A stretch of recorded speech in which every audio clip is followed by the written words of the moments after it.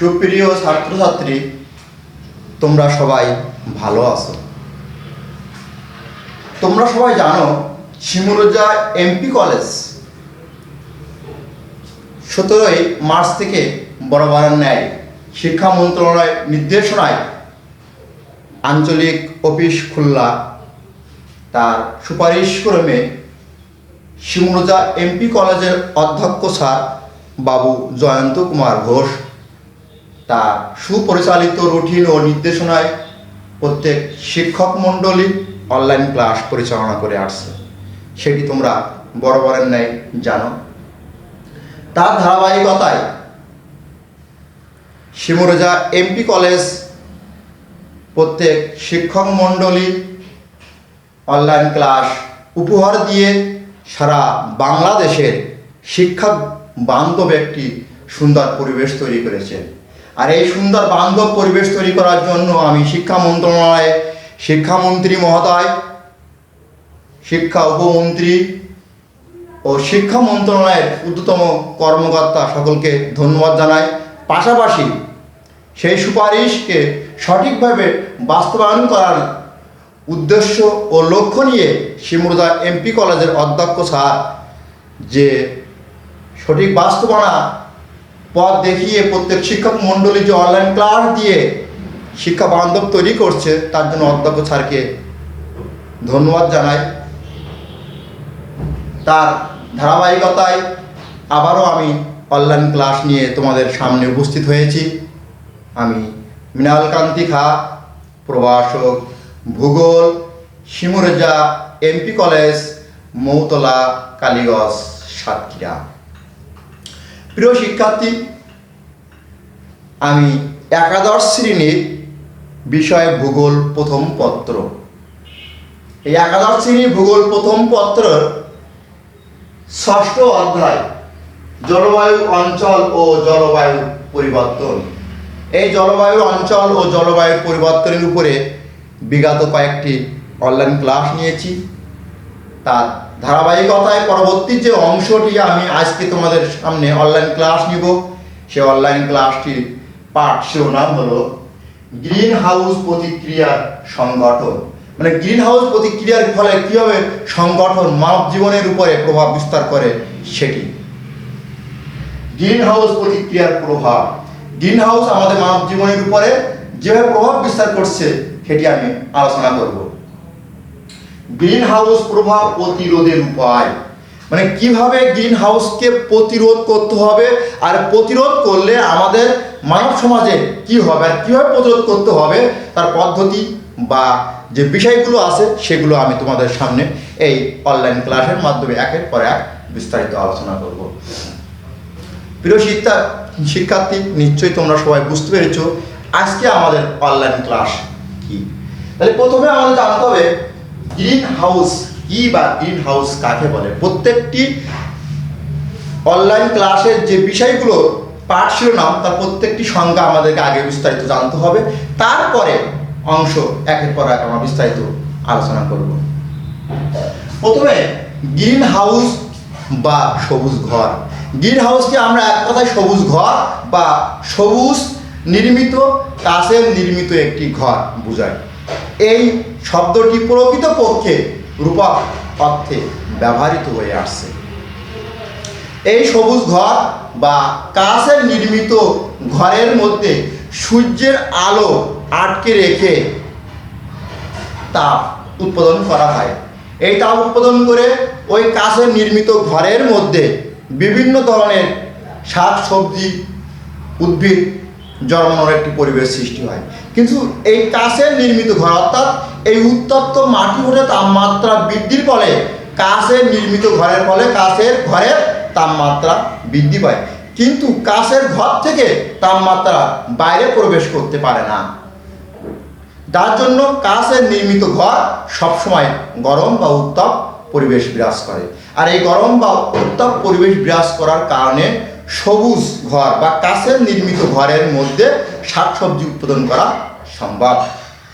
তাহলে এক কথা হলো গ্রিন হাউস হচ্ছে কাচের নির্মিত ঘর, আর এই কাচের নির্মিত ঘরের মধ্যে সবুজ উদ্ভিদ অর্থাৎ বাইরে থেকে তাপমাত্রা আটকে রেখে যে সবুজ উৎপাদন করা হয় তার নামই হলো গ্রিন হাউস।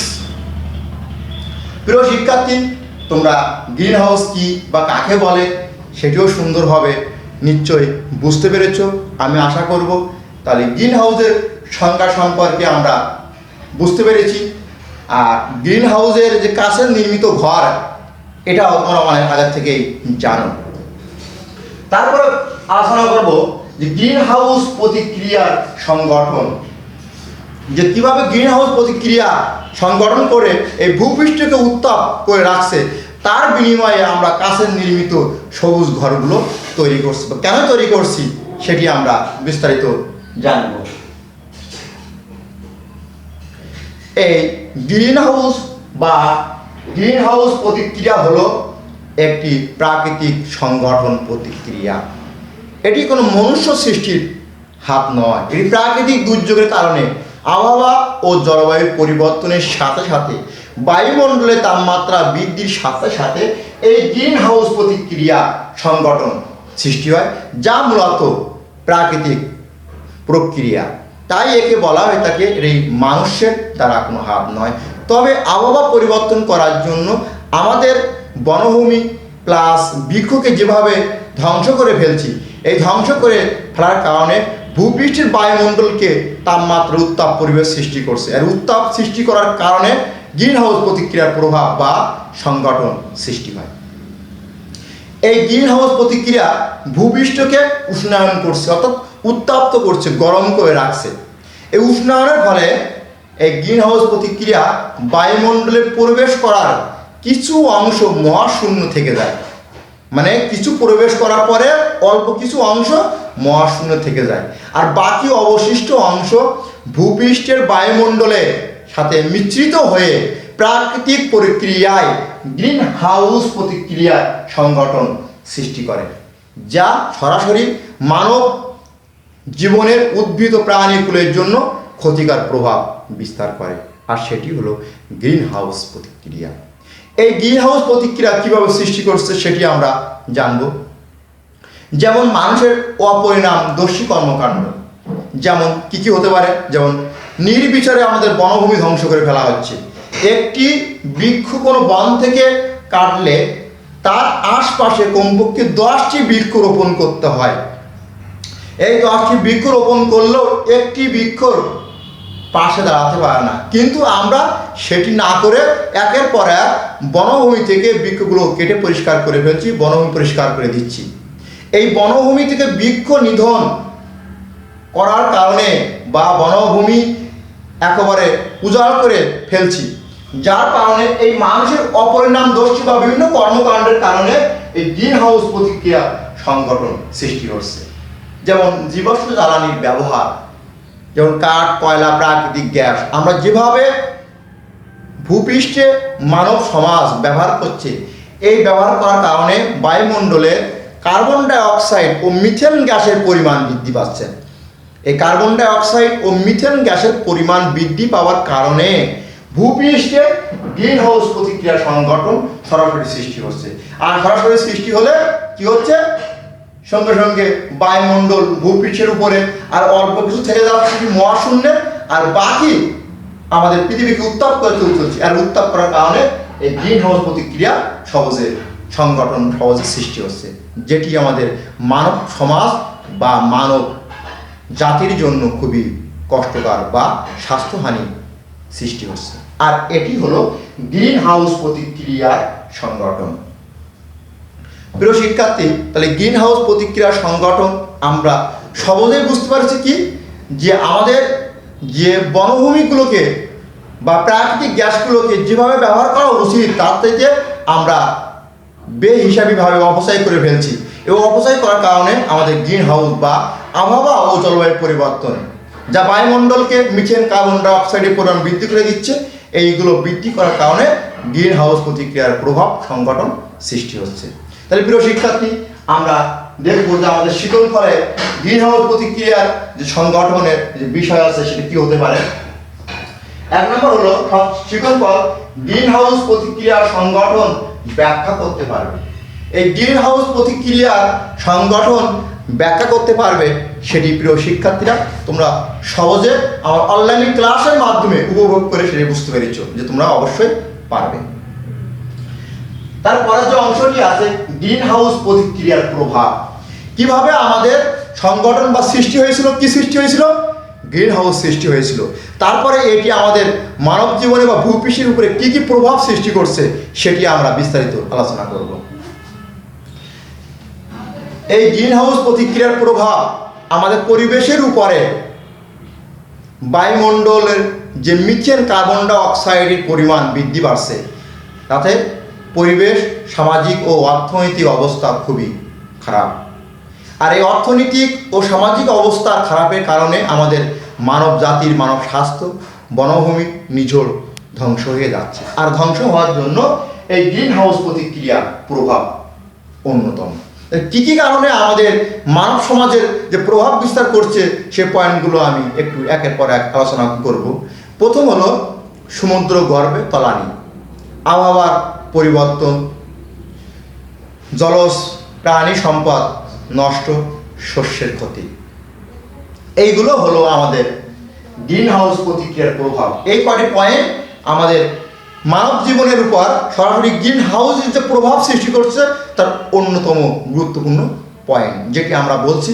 আমি আশা করব নিশ্চয়ই গুরুত্বপূর্ণ পয়েন্টগুলো তোমরা একের পর এক লিখে নিচ্ছ। যদি লিখতে ভুল করো তাহলে অবশ্যই আমি বলছি আবারও লিখে নিতে পারবে। তাহলে প্রথমে আলোচনা করব আবহাওয়ার পরিবর্তন। প্রিয় শিক্ষার্থী, আমি আবহাওয়া সম্পর্কে, জলবায়ু সম্পর্কে অসংখ্য অনলাইন ক্লাসে তোমাদেরকে আমি ব্যাখ্যা দিয়েছি, এবং 12 সেপ্টেম্বর থেকে কলেজ খোলার পরে আমি সুযোগ পেলেই তোমরা প্রশ্ন করেছো, সেগুলো আমি ব্যাখ্যা দিয়েছি। তারপরেও আমি আবহাওয়া সম্পর্কে একটু ব্যাখ্যা দিই। তো আবহাওয়ার পরিবর্তন, কীভাবে আবহাওয়া পরিবর্তন হচ্ছে, কেনই বা হচ্ছে, সেটি আমার জানার প্রয়োজন আছে। আবহাওয়া হলো স্বল্প সময়ের ফলাফল। হঠাৎ মাত্র আকাশে ঘন মেঘ করছে, এই ঘন মেঘের ফলে আমরা কয়েক ঘন্টার ব্যবধানে আমরা আবহাওয়া পরিমাপ করতে পারি, আর আবহাওয়াবিদ সবাই পরিমাপ করে আসছে। যেমন কোনো স্থানে বায়ু, তাপ, চাপ, আর্দ্রতা, শিশির, কুয়াশা, বৃষ্টিপাত প্রভৃতি হলো আবহাওয়ার গড় সামগ্রিক অবস্থা। কারণ হঠাৎ মাত্রই কিন্তু আমরা আবহাওয়ার ফলাফল পেতে পারি, কিন্তু আমরা কিন্তু জলবায়ুর ফলাফল হঠাৎ মাত্র বা ঘন্টা, দিন, রাত বা কয়েক দিনের ব্যবধানে জানতে পারি, কারণ এটা হচ্ছে দীর্ঘদিনের ফলাফল। তাহলে আমরা আবহাওয়া জানতে পেরেছি, কারণ আবহাওয়া পরিবর্তন, যে কোনো সময় আবহাওয়া পরিবর্তন হয়। আর জলবায়ু হলো আবহাওয়ার দীর্ঘদিনের ফলাফল। আবহাওয়ার দীর্ঘদিনের ফলাফল, কারণ এটি ঘন্টা, মিনিট, সেকেন্ড বা কয়েক দিন পরিমাপ করা সম্ভব নয়, এটি কয়েকটি বছর। অর্থাৎ সাধারণত আমরা জানি 25 থেকে 30, আবার কোনো পাঠ্যপুস্তকে আছে 30 থেকে 40 বছরের আবহাওয়ার গড় সামগ্রিক অবস্থাই হলো জলবায়ু। তাহলে প্রিয় শিক্ষার্থী, আমরা বুঝতে পেরেছি যে কয়েকটি বছরের সমারোহ বা আবহাওয়ার ফলাফলই হলো জলবায়ু। তাহলে আমরা আবহাওয়ার পরিবর্তন সাথে সাথে আমরা জলবায়ুটাও জানতে পেরেছি। এই আবহাওয়া ও জলবায়ু পরিবর্তনের সাথে সাথে আমাদের গ্রিন হাউসের প্রতিক্রিয়া প্রভাব সৃষ্টি হচ্ছে। আর প্রতিক্রিয়া প্রভাব সৃষ্টি হওয়ার সাথে সাথে আমাদের যে স্থানে, অর্থাৎ বাংলাদেশের উপর দিয়ে মৌসুমী জলবায়ুর প্রভাব যেভাবে প্রভাব বিস্তার করা উচিত 28 শ্রাবণ, ভাদ্র, আশ্বিন মাসে, কিন্তু সেই সময় বা উপযুক্ত সময়ে মৌসুমী জলবায়ু বিরাজ না করার কারণে আমাদের অতিবৃষ্টিহীন। এই বৃষ্টি হওয়ার কারণে আমাদের আবহাওয়া উত্তপ্ত, বায়ুমণ্ডল উত্তপ্ত করছে, আর উত্তপ্ত হওয়ার কারণে গ্রিন হাউসের প্রভাব সৃষ্টি হচ্ছে।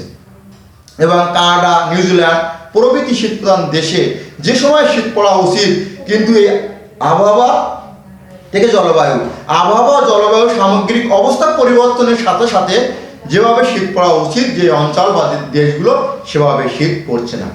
এই যে শীত ও উষ্ণ বা শীত ও গরমের প্রভাবে আমাদের গ্রিন হাউস প্রতিক্রিয়ার প্রভাব সরাসরি আমাদের মানব জীবনের উপর প্রভাব বিস্তার করছে। আর এটি হলো আবহাওয়ার পরিবর্তন। আর আবহাওয়ার পরিবর্তন হলো গ্রিন হাউস প্রতিক্রিয়ার প্রভাবের অন্যতম একটি কারণ।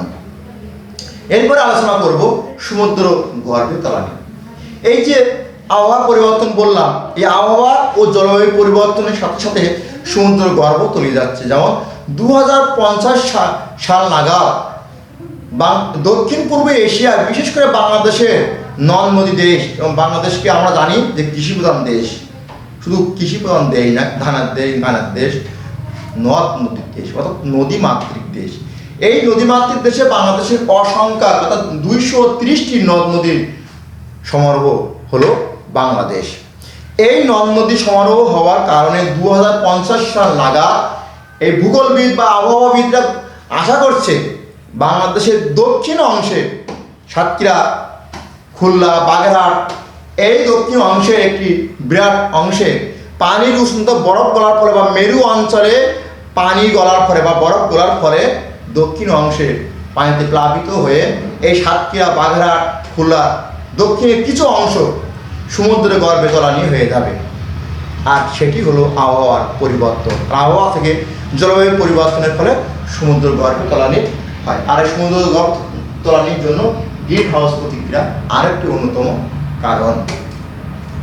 প্রিয় শিক্ষার্থী, আমরা এরপর আলোচনা করব শস্যের ক্ষতি। প্রথম যে পয়েন্টটি ছিল আবহাওয়া ও জলবায়ু। আবহাওয়া জলবায়ু হলো শস্যের অন্যতম একটি উপকরণ।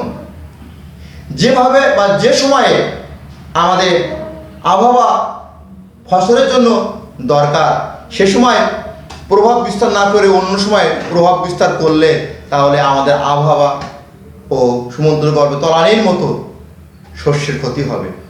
আর আমরা সবাই জানি এই ফসল উৎপাদন করার জন্য 280 ভাগ কার্বন ডাই অক্সাইডের প্রয়োজন। এই 280 ভাগ কার্বন ডাই অক্সাইডের থাকার কারণে আমাদের ফসলগুলো সুন্দরভাবে উৎপাদন করা সম্ভব হয়। কিন্তু যদি এর 20 ভাগ আবার বেড়ে যায় তখন কিন্তু ফসলের উৎপাদন ক্ষমতা হ্রাস পাবে। আর উৎপাদন ক্ষমতা হ্রাস পাওয়ার কারণে কি হবে? এই গ্রিন হাউস প্রতিক্রিয়ার প্রভাবের ফলে মানব জীবনের অন্যতম একটি ক্ষতি সাধন হবে। আর সেটি হলো গ্রিন হাউসের প্রভাব জনিত অন্যতম একটি কারণ। প্রিয় শিক্ষার্থী, নাম্বার 4 সেটি হলো জলজ প্রাণী সম্পদ ধ্বংস। এই জলজ প্রাণী সম্পদ হলো ওজোন স্তরের একটি গুরুত্বপূর্ণ কারণ। এই ওজোন স্তর যদি কখনো 1% হ্রাস পেয়ে নিচে নেমে আসে তখন কিন্তু জলজ প্রাণী যে স্থানে আসে না কেন আস্তে আস্তে এগুলো ক্ষয়ক্ষতি হতে শুরু করে। আর এই অন্যতম কারণ হলো আবহাওয়া ও জলবায়ু পরিবর্তন। আবহাওয়া জলবায়ু পরিবর্তন থেকে ওজোন স্তর হ্রাস পাচ্ছে। আর এই ওজোন স্তর হ্রাস পাওয়ার কারণে গ্রিন হাউস প্রতিক্রিয়া প্রভাব বিস্তার করার অন্যতম সহায়ক হিসাবে কাজ করে আসছে। প্রিয় শিক্ষার্থী, আমরা যে পয়েন্টগুলোর কথা বলছিলাম সেগুলো আমরা আলোচনা করছি। সেটি হলো গ্রিন হাউস প্রতিক্রিয়ার প্রভাব। এই গুরুত্বপূর্ণ পয়েন্টগুলোর মাধ্যমে তোমরা অবশ্যই কীভাবে আমাদের মানব জীবনের উপর গ্রিন হাউসের প্রভাব সৃষ্টি হচ্ছে সেটিও কিন্তু আমরা সুন্দরভাবে জানতে পেরেছি। এর পরবর্তীতে যে বিষয়টি আছে সেটি হলো গ্রিন হাউস প্রভাব প্রতিরোধের উপায়। খুব গুরুত্বপূর্ণ একটি পয়েন্ট বা প্রশ্ন, কিভাবে একে প্রতিরোধ করতে হবে। আর এই প্রতিরোধ করার অন্যতম উপকরণ হলো আমাদের মানব জাতি। মানব জাতি পারে না এমন কিছু নাই। তাহলে সেগুলো আমরা কীভাবে করতে পারি? তবে গ্রিন হাউস প্রতিরোধের উপায় সম্পর্কে বিজ্ঞানীরা বিভিন্ন তথ্যপত্র দিয়ে সঠিকভাবে এখন পর্যন্ত নিয়ন্ত্রণ করতে পারেনি। তবে কিছু কিছু বিজ্ঞানীগণ তাদের নিজস্ব ধারণা বা চিন্তা চেতনা তথ্যপত্র জরিপ করে তারা কল্পনা করেছেন যে মানুষই একমাত্র পারে এই গ্রিন হাউস প্রতিরোধের নিয়ন্ত্রণ করা আর প্রতিরোধ করা। কীভাবে প্রতিরোধ করতে পারে মানুষ সেটি আমরা দেখি। যেমন আমি গ্রিন হাউস প্রতিরোধের প্রক্রিয়া সংগঠনের মধ্যে একটি পয়েন্ট বলে আসছি, নিশ্চয়ই তোমাদের সবাই মনে আছে। সেটি হলো মানুষের অপরিণামদর্শী কর্মকাণ্ড। যেমন কী হতে পারে? প্রথম হচ্ছে বনভূমি ধ্বংস বা বনভূমিকে নিবিড়ভাবে কেটে ফেলা, অপরিকল্পিতভাবে কাঠ, কয়লা, প্রাকৃতিক গ্যাস অপচয় করা। এইগুলোকে যদি আমরা সঠিকভাবে নিয়ন্ত্রণ করতে পারি, এই প্রাকৃতিক গ্যাসের ব্যবহারকে যদি আমরা নিয়ন্ত্রণ করতে পারি, কমায় আনতে পারি, যেটুকু প্রয়োজন সঙ্গে সঙ্গে আমি গ্যাস চুলা বন্ধ করে দিলাম, তাহলে কিন্তু আমাদেরকে নিয়ন্ত্রণ করা সম্ভব। তখন বায়ুমণ্ডলে কার্বন ডাই অক্সাইডের পরিমাণ বৃদ্ধি পাবে না। আর এই বৃদ্ধি পাওয়ার কারণই হচ্ছে আমাদের অপরিকল্পিত চিন্তা চেতনা অপচয় করা। আমরা এর থেকে প্রথমে সচেতন হতে হবে। সচেতন হলে কিন্তু আমাদের এই গ্রিন হাউস প্রতিরোধ করা সম্ভব। তারপর হচ্ছে সৌরশক্তি, সৌরচুল্লা প্রাকৃতিক উপায়ে আমাদের যে তাপ উৎপাদন করে আমরা যে সৌর শক্তিগুলো ব্যবহার করছি, সেগুলো ফ্রিজ থেকে শুরু করে বিভিন্ন উপকরণের মাধ্যমে আমরা এই গ্রিন হাউসের প্রভাব প্রতিরোধ করা সম্ভব। পৃথিবীতে সিএফসি অর্থাৎ ক্লোরোফ্লোরো কার্বন বা উদয় গ্যাস, এই ক্লোরোফ্লোরো কার্বন বায়ুমণ্ডলের কার্বন ডাই অক্সাইডের পরিমাণ বৃদ্ধি, methane, nitrogen, nitric oxide, carbon ডাই অক্সাইড প্রভৃতিকে বৃদ্ধিতে সহায়তা করে। যদি আমরা ক্লোরোফ্লোরোকে সঠিকভাবে নিয়ন্ত্রণ করে ব্যবহার করতে পারি সিএফসি গ্যাস, তাহলে অবশ্যই আমরা গ্রিন হাউস প্রতিরোধ করা সম্ভব। সর্বশেষ হলো গ্রিন হাউস বায়ুমণ্ডলকে উত্তপ্ত করছে এসডিজি। যে প্রক্রিয়াটি আছে এসডিজি অর্থাৎ মানুষের সচেতনতা, এই মানুষের সচেতনতার প্রভাব খাটিয়ে গ্রিন হাউসের প্রভাব প্রতিরোধ করা সম্ভব। এর বাইরে বিজ্ঞানীরা এখনো কোনো তত্ত্বপত্র সঠিকভাবে দিতে পারেনি। আর এই তত্ত্বগুলো হলো আমাদের অন্যতম একটি উপকরণ। এইগুলো যদি আমরা সঠিকভাবে নিয়ন্ত্রণ করতে পারি, এর ব্যবহার করতে পারি, তাহলে অবশ্যই গ্রিন হাউসের প্রভাব প্রতিরোধ করা সম্ভব। প্রিয় শিক্ষার্থী, তাহলে আমরা কি কি উপায়ে এগুলো নিয়ন্ত্রণ করতে পারি সেগুলো তোমরা সহজে জানছো। এর শিকন ফল আছে, দেখা যায় শিকন ফল কি হতে পারে। গ্রিন হাউস প্রতিক্রিয়ার প্রভাব কি কি উপায়ে আমাদের মানব জীবনে বা ভূপৃষ্ঠের উপরে প্রভাব সৃষ্টি করছে ও প্রতিরোধের উপায় বিশ্লেষণ করতে পারবে। তোমরা যারা অনলাইনে ক্লাসটি করেছো, খুব সুন্দরভাবে মনোযোগ দিয়ে বুঝতে পেরেছো আমার ক্লাসটি, তোমরা অবশ্যই গ্রিন হাউসের প্রভাব ও প্রতিরোধ অবশ্যই বিশ্লেষণ করতে পারবে। কারণ এটি আমাদের মানব জাতির বাইরের কোনো পদ্ধতি নয়। মানুষ পারে না এমন কিছু উপায় বা পদ্ধতি এখনো তৈরি হয়নি, শুধুমাত্র সচেতনতা। তাহলে আমি আশা করব আজকে যে অনলাইন ক্লাসটি নিয়েছি তোমরা অবশ্যই সেগুলো সুন্দরভাবে বুঝতে পেরেছো।